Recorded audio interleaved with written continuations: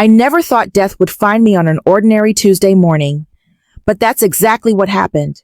My name is Miriam Daniels.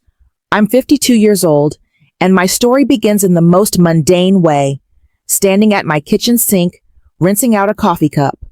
It was April 8th, just another day in my small North Carolina town. I was thinking about errands, my daughter's school project, and the never-ending list of chores when suddenly everything changed.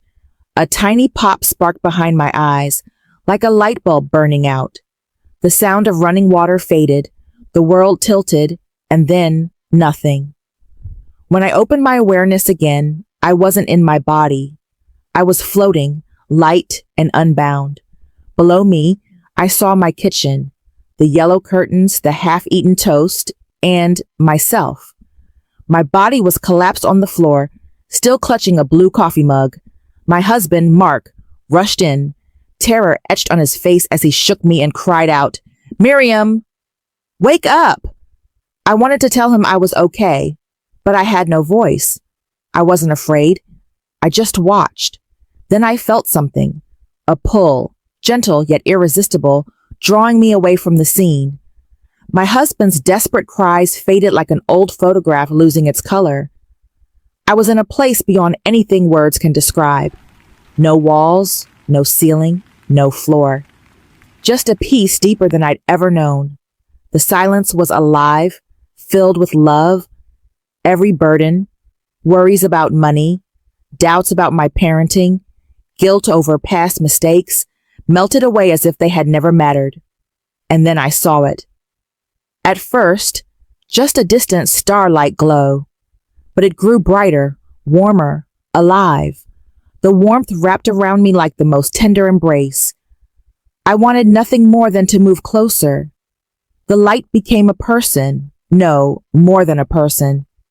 A man made of living light. His presence carried eternity. Yet I knew him instantly. My soul whispered the name before my mind could form it. Jesus. His face was both ancient and young, his eyes holding galaxies. In his gaze, I was fully known. Every secret, every shame, every mistake, he saw it all, and yet I felt no judgment. Instead, his love struck me like a wave, overwhelming me until I wept.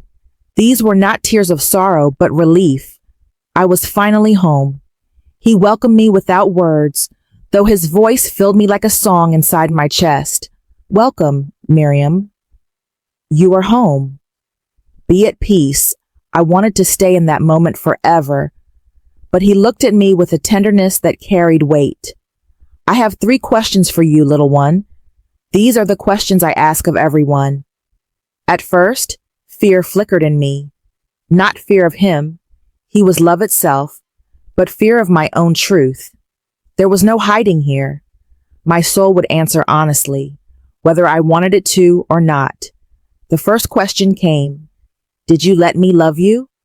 The wording startled me. Not, "Did you love me?" but "Did you let me love you?" I rushed to answer, church attendance, prayers, Bible reading, but he gently silenced me with a raised hand. "That is how you tried to love me. I am asking if you allowed me to love you." In that moment, he showed me my life as he saw it. Times I prayed, but my heart was closed. Times I carried shame so heavy, I couldn't accept his grace. Times when his love poured toward me like a golden river, but I built dams of guilt and pride, refusing to let it in. I realized with crushing clarity, I had tried to earn a love that was already mine. Tears streamed down my face. "No," I whispered. "I didn't. Not really." I didn't know how his smile radiated grace.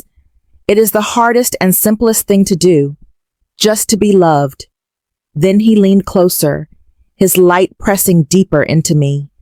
The second question. His eyes searched mine with a love that pierced deeper than anything I had ever felt. Then he spoke again, his voice both thunder and whisper. "Did you see me in the people I sent to you?" My instinct was to defend myself. "I tried to be kind, Lord," I volunteered. "I helped at church. I gave when I could, but before I could finish, he opened my life before me, not as a film, but as living moments I could feel again. I stood outside the grocery store on a freezing winter afternoon. A homeless man held out a paper cup, his hands trembling. I remember tossing in $1, averting my eyes, eager to get inside the warm store. Jesus showed me that man again, but this time through his eyes. I saw the spark of divinity in him, the light of God within his brokenness, and I realized I had walked past Jesus himself. Scene after scene flooded me. My coworker who gossiped constantly, I had smiled politely but judged her in my heart. Yet behind her chatter was a loneliness crying for compassion. My husband, Mark, sitting at the kitchen table one night trying to share his struggles at work. I had nodded while scrolling through my phone, half listening. I saw the disappointment in his eyes as he realized I wasn't truly present. In that moment, Jesus was in Mark's plea for connection, and I had missed him. Tears poured as these scenes unraveled. I didn't see you, I whispered through sobs. I saw flaws, annoyances, interruptions. I didn't look for you in them. I'm so sorry, but his love wrapped around me, not in denial of the truth, but with mercy that soaked into my soul. The whole world, he said gently, is filled with me, hiding in plain sight. Your calling is to see with the eyes of your heart. The weight of his words sank deep. And then came the third question, soft but heavier than all the rest. What did you do with the wounds I allowed? I froze. My wounds? My failures?